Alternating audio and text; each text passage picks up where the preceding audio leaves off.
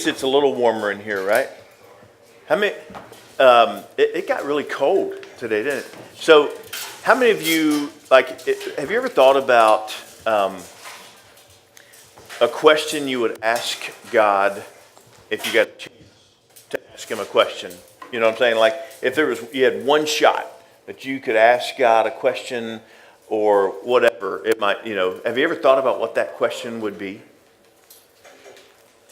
This is like a rhetorical question. I mean, you don't have to answer that out loud. You can just kind of think of that to yourself. I've probably got several things, but we all have questions, don't we? Why was it 70 degrees yesterday and 20 degrees today, or almost 70 yesterday? I mean, that was crazy, right?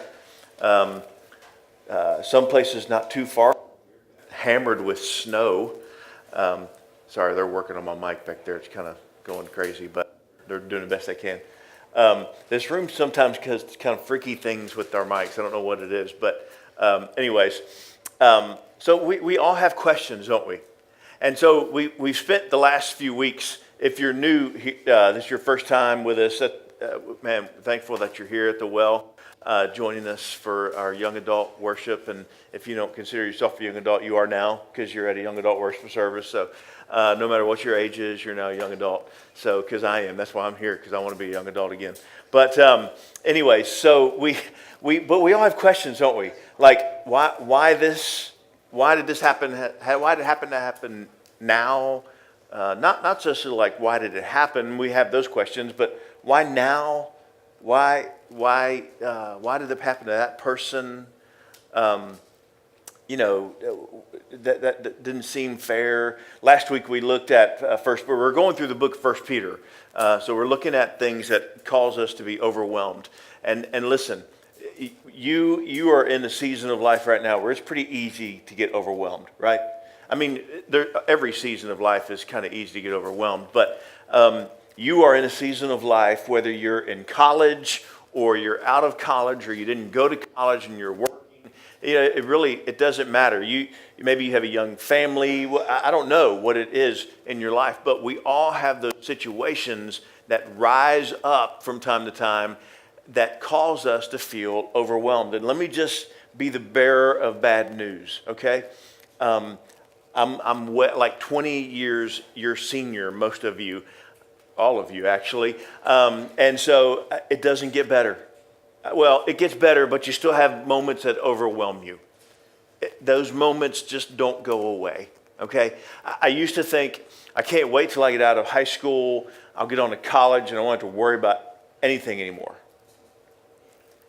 How dumb was that, right? I mean, that doesn't happen. So then the thought was, I can't wait to get out of college. I'll never have to go back to school, because I didn't really like school. School was not really my thing.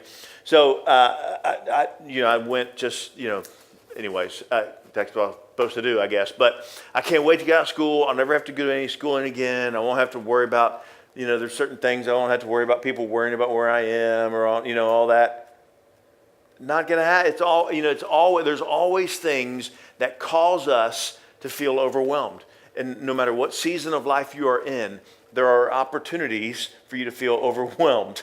And so just bear that in mind. It doesn't matter where you are in life. We all have those situations that cause us to feel overwhelmed. And when we say we're overwhelmed, we feel like we're snowed under. No pun intended to the snowcopolis we had today, but or we're supposed to have today. But we feel like we're just kind of covered under, right? We can't get out of the situation that we're in.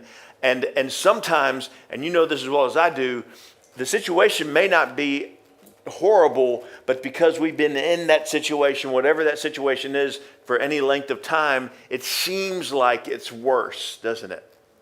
Now, when we're going through it, it's pretty difficult. But when we get on the other side of it, whenever that it ends, we look back and we think, it really wasn't that bad of a situation, but I went through it, but it just seems like we make it sometimes, not every time, but it seems like we make it a little bit bigger than what it really is in our lives. We just have to get through it. We just have to press on and get through it. There's a couple things we know about situations that cause us to struggle, or situations that are struggling in our lives that cause us to struggle. Difficult situation. James tells us in chapter 1, 2 through 4, he tells us that we all go through trials. Okay? No one gets a pass. All right? Nobody gets a pass on that. He says when you face trials of various kinds. So we all go through struggles. We all go through difficulties that cause us to feel overwhelmed at times. And then secondly, that our trials or our struggles or whatever you want to call them, they come in all shapes and sizes. So yours look different than mine. Mine look different from yours. But it's a struggle just the same. It's a trial just the same. It's just they all look a little differently, right? All of our trials look differently. Now, there's some similarities between them, sure, because you're in seasons of life where the situations are just pretty much the same. But still, not everybody goes through the same thing at the exact same time. So we all have them. And they look different. What do we do about that? So as we've been looking at the book of 1 Peter, we've been looking at situations that cause us to feel overwhelmed. And last week we looked at 1 Peter chapter 3, and we said that, life just sometimes doesn't seem fair, right? Well, you know that. You've lived long enough to realize that life just isn't fair sometimes. And you know what? You're right. It isn't fair. Life's not fair. And it's not really ever going to be fair. It's just kind of life. I mean, that's just life. It's just the way that it is. So sometimes things just don't seem right. Most of you aren't old enough to remember 9/11. I remember when 9/11 happened. I remember exactly where I was when 9/11 happened. And I remember thinking, it was just kind of that the whole America, all of America was kind of like, what's going to happen next, And listen, for the first month or so, not a whole long, but at least 4 or 5 weeks, churches were filled. They were flooded, and then it kind of just dissipated. People quit coming because everybody was scared. But then as time went by, I just kind of got back to normal.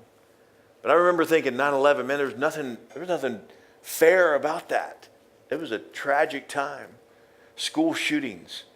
I didn't grow up with school shootings being something I was fearful of. I just didn't. That wasn't on my radar at all. Now it happens all the time, it seems like, right? I mean, it appears like it just happens all the time. So there's lots of things that happen that we think, that just doesn't make sense. And Peter tells us in chapter 3 that, some things just aren't going to make sense, and we're not going to understand it. We just have to trust God through it.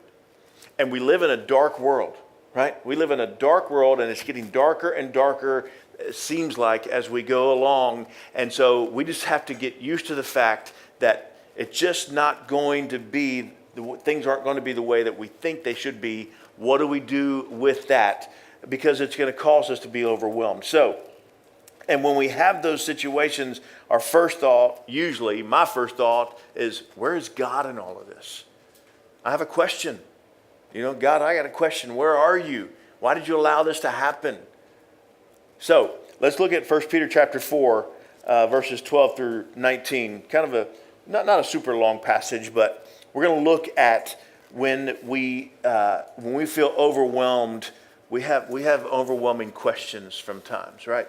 So here's what he says, beloved.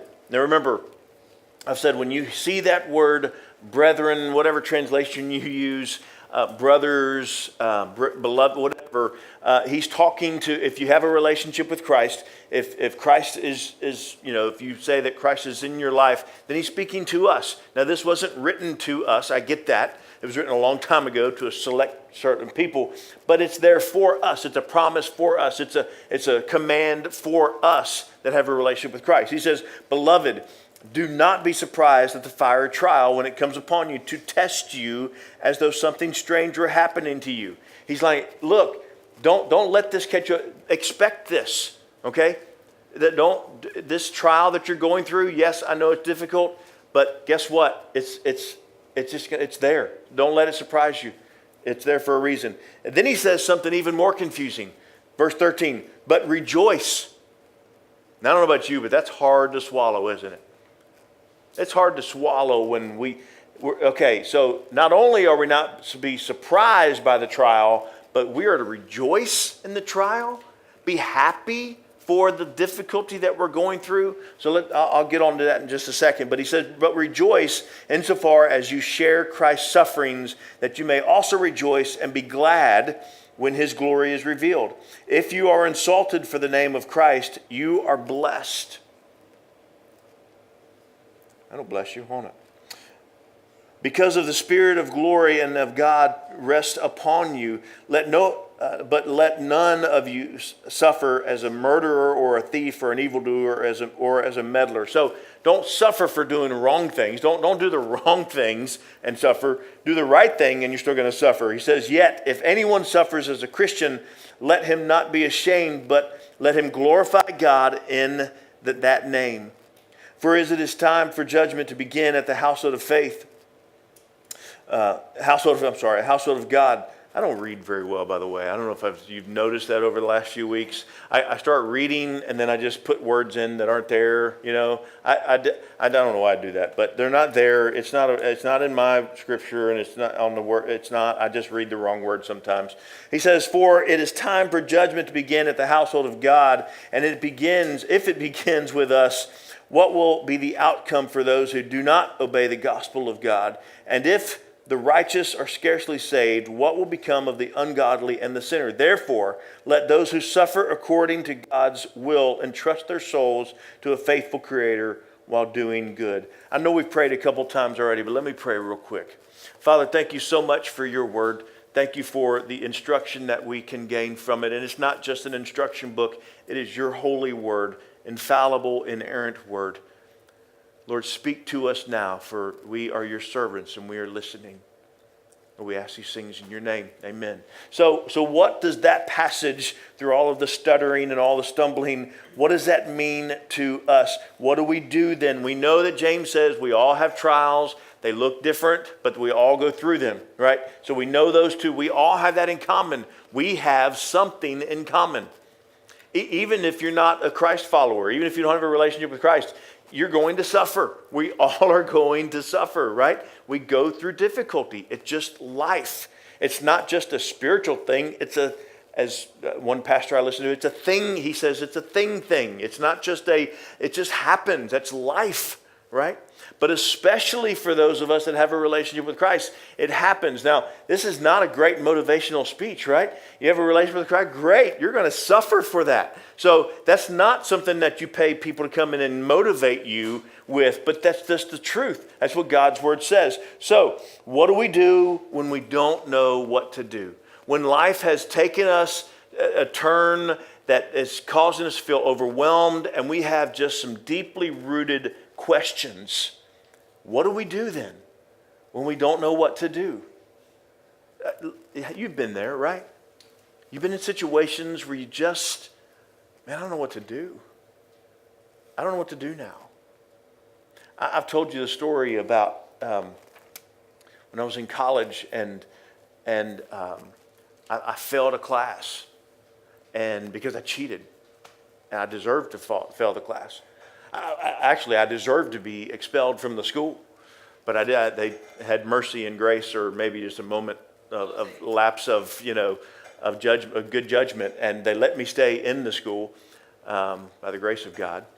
And but I remember thinking at that moment, before I realized what was going to happen ultimately to me, I was playing baseball, and I remember thinking, I don't know what I'll do. I have no idea. If I have to go home, I'm going to go home like crying with, no dignity whatsoever. I had no idea what to do. I was completely clueless on what to do. No idea. What do you do when you don't know what to do? That's right. You pray. You turn to God, right? I mean, you turn to Him in other situations too, hopefully.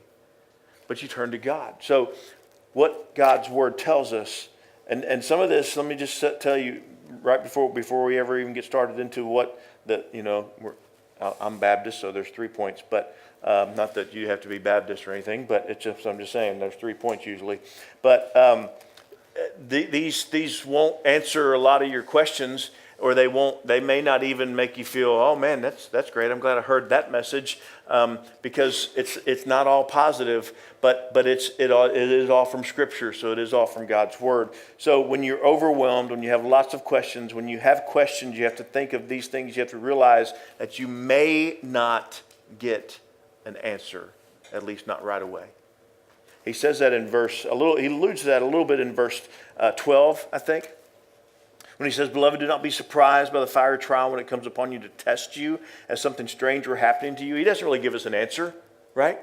He just says, listen, you're going to struggle. You're going to go through trials in life. Don't let it surprise you.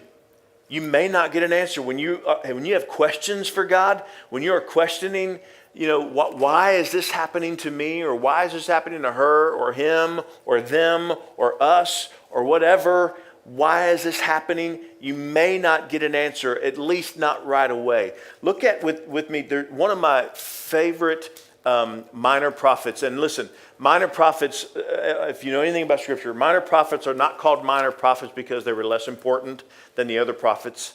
I'll also say this, they were not minor prophets because they couldn't make it to the big leagues and they were in the minor leagues, okay? That's not why they're called minor prophets. There are 12, most people think there's 11 or 12 if you include Daniel, and I do include Daniel in this, but there's 12 minor prophets, and the only reason they're called minor prophets is because their letters or their books in the Scripture are shorter than the other prophets, than Isaiah or Jeremiah. They're just shorter books. But one of my favorite ones is Habakkuk, and Habakkuk was a little different than the rest of the prophets.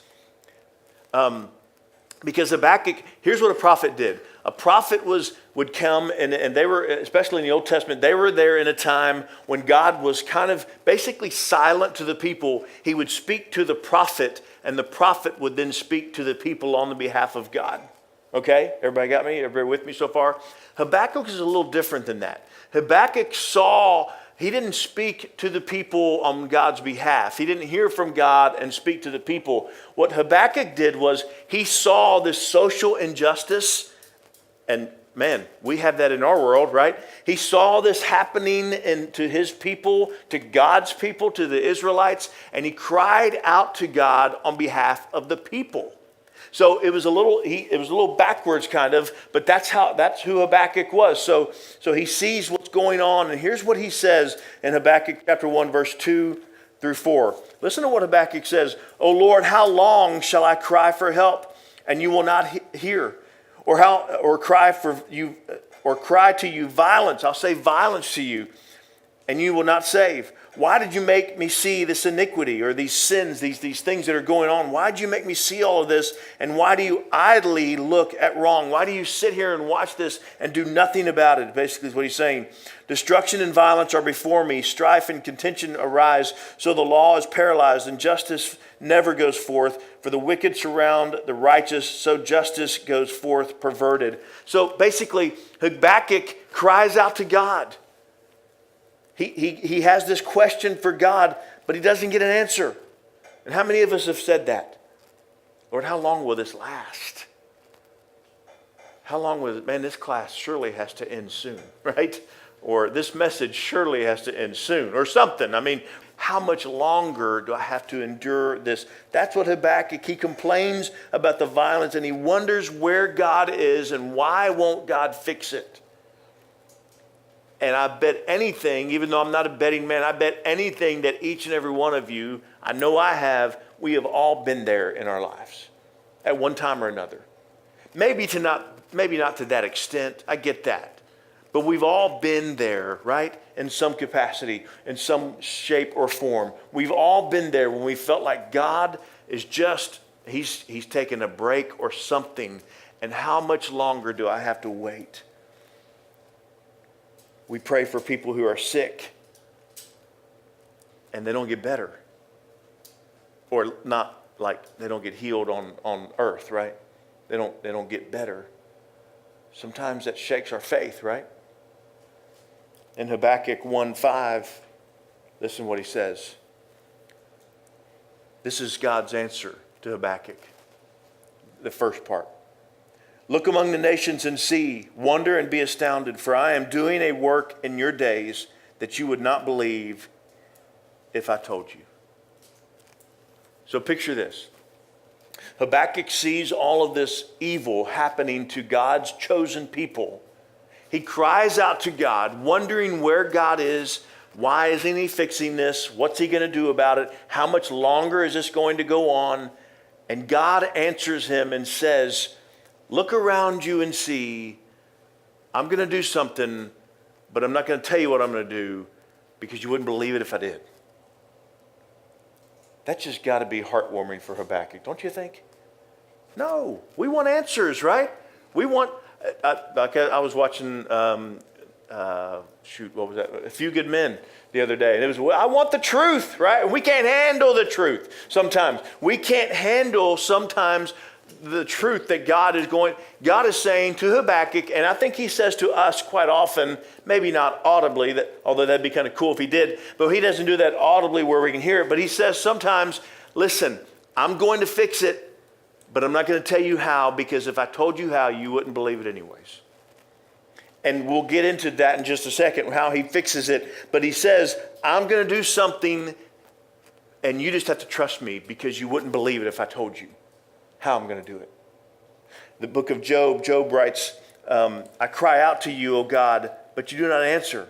I stand up, but you merely look at me. If you know anything about Job went through some stuff, right? Yeah. I mean, he lost everything. Everything. Not just stuff. He lost his family.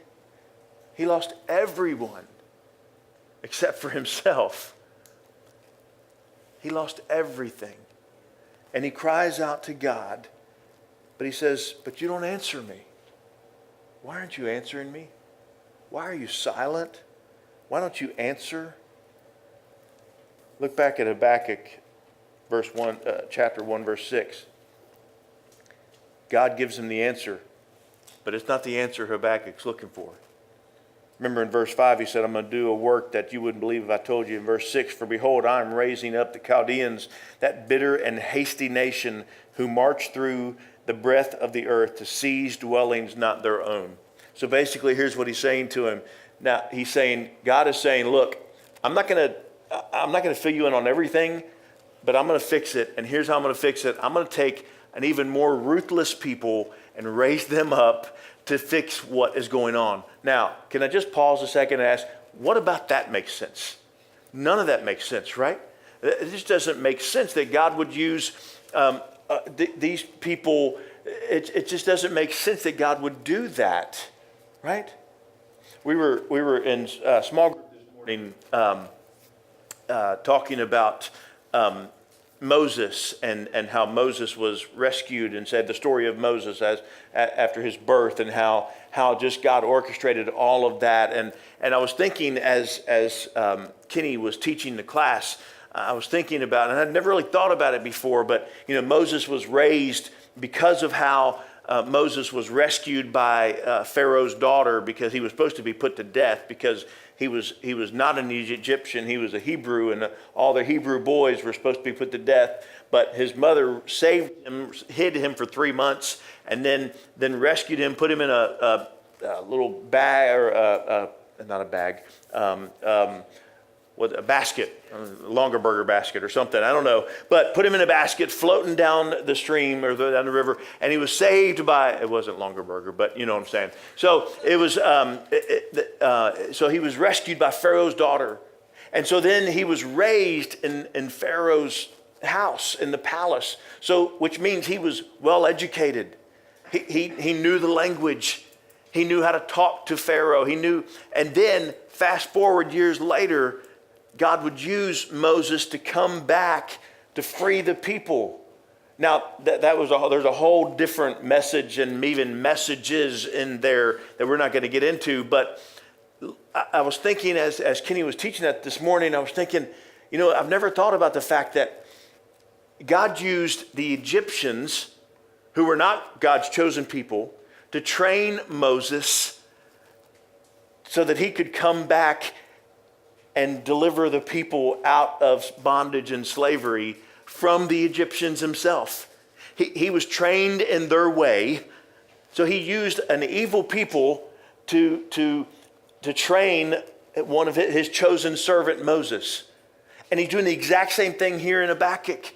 He's using an evil people, the Chaldeans, and they're going to come and wipe everything out, and they're going to come and the people their hearts will be turned back to God because of evil people. Now listen, only God could think of that, right? Only God could do something like that. Jesus says that you may, in verses, Matthew chapter 5, listen to this. He says that you may be sons of Father in heaven. He causes the sun to rise on the evil and the good and sends rain on the righteous and the unrighteous. What does that mean? It means that there's going to be good and bad situations for good people, people that try to do the right thing. But guess what? There's going to be good and bad for people that aren't following God and aren't trying to do the right thing. So it's just, not that there's no benefits to following God. I'm not trying to say that, but listen, that's just the way God works. And I don't even really understand what's right about that. I just know that is God's ways. There's going to be good times. There's going to be bad times. There's going to be difficult situations that happen in your life for no fault of your own. It's just going to happen. You're going to have situations that cause you to question God. I got to tell you, God doesn't always make sense to me. His ways, he tells us, are not our ways. We're not going to understand everything. We just got to trust. Life is hard. Jesus tells us that in John 16. We just have to trust God that he knows what he's doing. We all have questions. Remember, we may not get the answer, and we may not get an answer, and when we do, it may not even be the answer we're looking for, right? So secondly, here's what he says. Questions provide opportunities for growth. And you're thinking, oh, great, man, I'm excited about that. Let me show you what he says in verse 13 and 14 of 1 Peter chapter 4. He says, but rejoice. Not only don't like I said, not only don't be surprised, but rejoice insofar that you are sharing in Christ's sufferings. Rejoice and be glad when his glory is revealed. If you are insulted for the name of Christ, you are blessed. In other words, listen, the questions that we have, those overwhelming circumstances that we don't like going through and we wouldn't want to go through them again, they provide opportunities for us to grow. Now, I've told you before, and I probably will say this every week, I wish it could be different. Just me in the flesh, I wish it could be different. I wish I could grow in my faith without having to go through struggles. And I guess you probably can grow in your faith without having struggles. I'm not saying that that's the only way to grow, but I do believe one way that we really grow in our faith is by going through difficulties. We will never experience God to the depth and the grace of his love and his mercy unless we go through difficulties. Unless we go through seasons in our life or situations in our life where only he can comfort us. We'll never experience the depth of his love for us, the depth of his mercy and his grace, because we won't need to. I've told you, man, I love the mountaintop. I'm a mountaintop person, but we got to climb to get to the mountaintop, right? It's a struggle. And sometimes we go through some valleys. And we don't always learn as much from the mountaintop experiences as we do from the valleys or from the climb to get to the mountaintop. That's when we really learn who we are and who God is. When our faith is tested, growth happens. Our faith is strengthened. It connects us to our Savior in ways that nothing else can or will. Let me show you a few verses. These are kind of rapid fire. Philippians, a couple out of Philippians, Paul writes, and he says, For it has been granted for you that the sake of Christ you should not only believe in him, but also suffer for his sake. This is part of God's will. Not that God takes joy in causing suffering in our life. I'm not trying to say that. I'm just saying it may be, we said this last week, it may be part of God's plan that you're going through exactly what you're going through right now. Not because he's punishing you necessarily, but because he's trying to teach you or me a side of him that he needs us to see. to mold us to be the people that he wants us to be. We share in the sufferings of Christ. It just connects us to him. It connects us to our Savior if we share in those sufferings. And Peter says we should rejoice because if we are insulted for the name of Christ, we are blessed. I got to be honest with you. Sometimes I think I must not be doing a whole lot for Christ because I don't really face any persecution. I don't know that I've faced any real persecution lately. Now, let me just say, I don't know that we in our world, in our country, really understand or really know what true persecution is. Yeah. Now, there are some parts in our world and other countries that they're really being persecuted for their faith. They're losing their lives, or they're losing their family, members of their families or something simply because of their faith. Now, we go through difficulties, yes. And I think there'll be a time when we will go through some persecution as well. And maybe you have. I'm not saying you haven't, and I'm not trying to diminish that. I'm just saying real persecution, that's a stretch for us.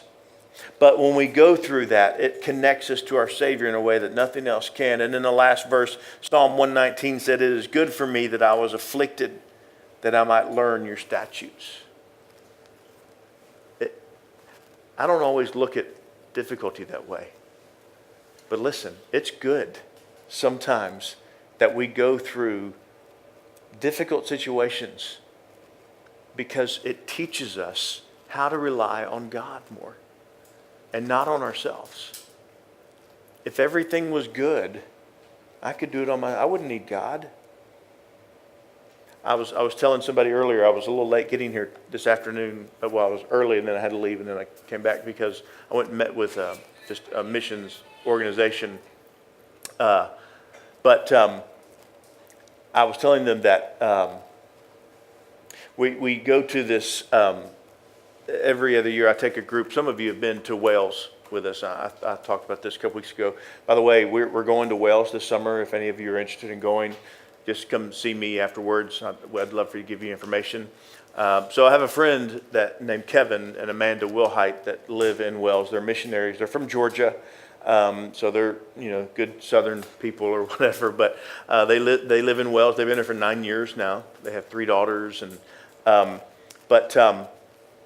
was talking about that. It's difficult there to go there. It's not because it's a third world country, because it's not. And not because there's language barrier, or because there's not, other than we just sound funny, and they sound funny to us. I mean, we all speak English, but it's difficult because they have everything they need. At least they think they do. So they don't really feel like they need Christ. And there's percentages now, and then you can do whatever you want to. You can make some statistics and things say different things, but that say that less than 3% of young people, teenagers and young adults, less than 3%, there's a million of them in Wales, less than 3% have any faith connection to any church at all. So that's an unreached people group. So our goal is to try to go over and try to reach them. But listen, sometimes it's difficult because they have what they need and they don't feel like they need anything that God can offer. So until we go through something difficult and until we have something tragic happen in our lives, and I'm not saying that God is causing tragedy. I'm not saying that. I'm just saying we don't realize that God is all we need until He is all we have. And then we give everything to Him. So listen, sometimes you may not get answers to your questions, and the answers you do get, you're not going to like all the time. Secondly, questions provide opportunities for us to grow in our faith. And then the last one, this is even more motivational probably. Questions provide a platform to make God famous. Look at what he says in verses 13 and really verse 16 as well. He says, rejoice insofar as you could share in Christ's sufferings, and rejoice and be glad when His glory is revealed. We've read that. Verse 16, yet if anyone suffers as a Christian, let him not be ashamed, but let him glorify God in that name. You see, when we go through situations and difficulties in our lives, the way that we handle those situations, the way that we face them, not that you're perfect, nobody's expecting you to be perfect. And yes, we're going to struggle and we're going to wonder why, we're going to have questions. But if we handle them in a way, in the right way, it will make God famous. It gives us a platform to make God famous. And we can be an example of Christ to the world that we could never be under other circumstances because of suffering, because of difficulty, because of the questions that we have. And listen, I don't always fully understand this one. I'm just saying that's how it works sometimes. And let me show you what the book of Hebrews, I think this will be on the screen. Hebrews chapter 11, verse 1. Yeah, it says, now faith is the assurance of things hoped for, the convictions of things not seen. That's what faith is in your life. Faith is the assurance of things that you hope for. And that's not biblical hope is not a wishful, like we hope that wishing that it's going to happen. It's a hope with confidence. So faith is that you're confident that you're going to have some assurance of things that you haven't seen. That's what faith is. Now, it's a tough one for me because I have to see it to believe it in a lot of cases. That's an area I struggle in. I need to see it to believe it. But if we are truly a people of faith, we will be sure of hope and we'll be certain of things that we cannot see.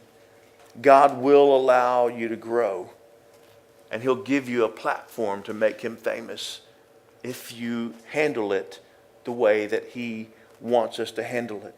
So what do you do? What do you do when you don't know what to do and you have these questions? Listen one last time to what Habakkuk says in chapter 3.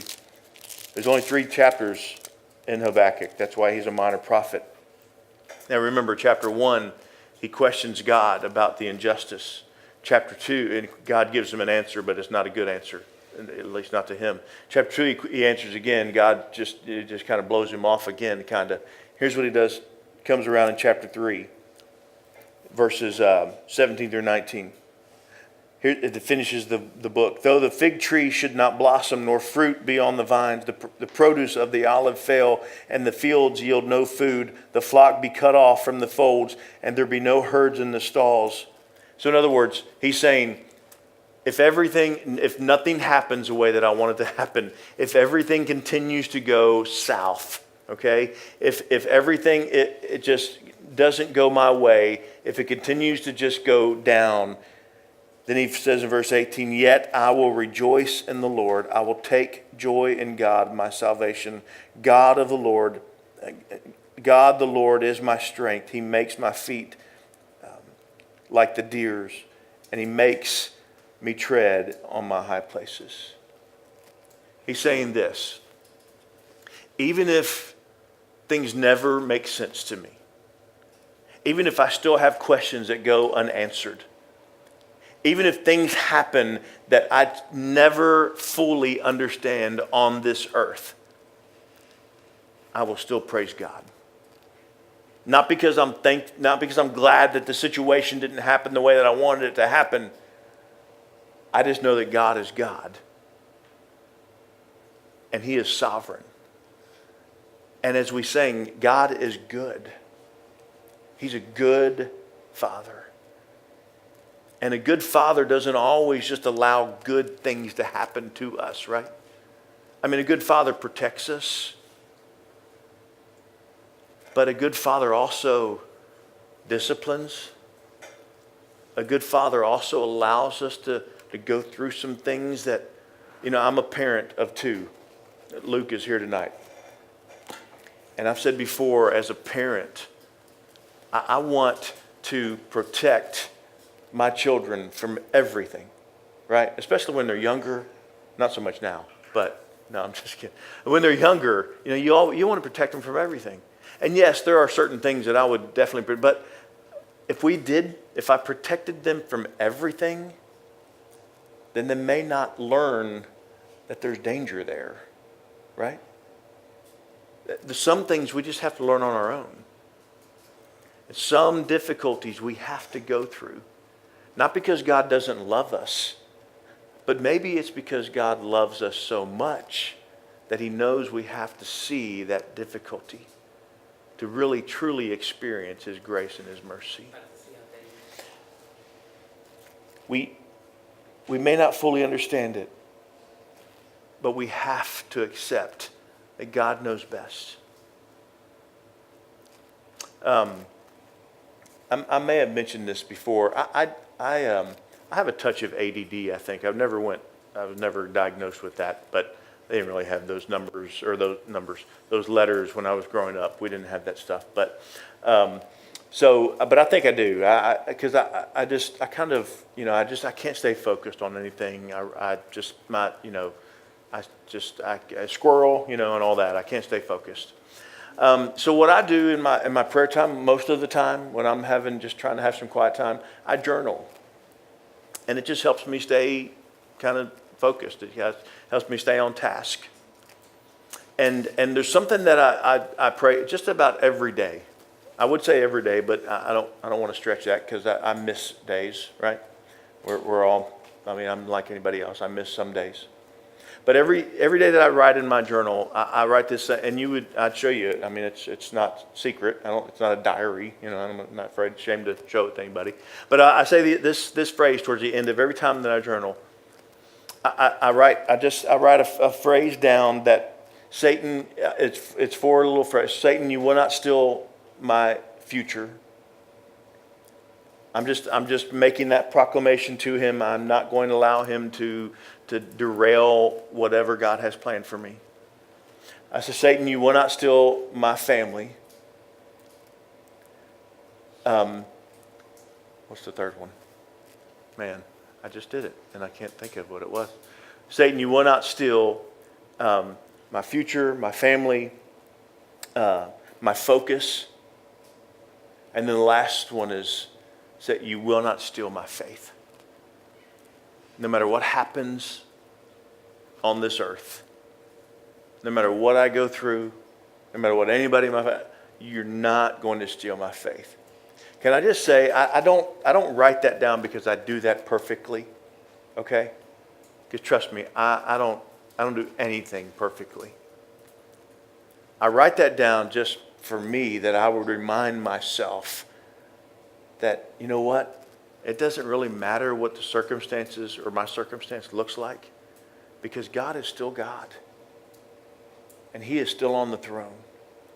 And you're going to go through difficulties where you're going to have questions. About 7 years ago, I was diagnosed with MS. It's a pretty mild case. So I'm still able to do most of what I want to do. But it kind of shook me, I have this label now. That's one thing I couldn't get over. I'm labeled something. I get this thing that I don't know. It's kind of weird. But it kind of shook my faith a little bit. I didn't know what to think, And I got to be honest with you. I rested for most of, several weeks, maybe even months, maybe even a year or so, in one passage of Scripture. I'm not going to read all of it to you. It's not a long passage, but I'm still not going to read it. It's Psalm 62. Just write that down somewhere. When you're going through something, write down Psalm 62 and read that later. Let me read you just a few verses of it. For God alone, and I've got alone circled, my soul waits in silence. For him comes my salvation. He alone, again circled, is my rock and my salvation, my fortress. I shall not be greatly shaken. We're going to be shaken, aren't we? But if our trust is in God, our foundation is going to be firm. It's going to be shaken, but it'll be firm. Move on down a little bit. For God alone, my soul waits in silence, for he is my hope. For my hope is in him. He only is my rock and my salvation. Nothing else. Everything promises peace, right? Everything promises to be our rock and our salvation, but only He is only our rock. My fortress, I shall not be shaken. On God rests my salvation and my glory. My mighty rock, my refuge is God. Trust in Him. This is key. Man, verse 8. Trust in Him at all times, O people. Pour out your heart before Him. God is a refuge for us. I love that. Trust in Him at all times. When you're going through something, rest in Psalm 62. Just linger there for a while. It's not going to take the situation away, but it'll help you get through that difficulty.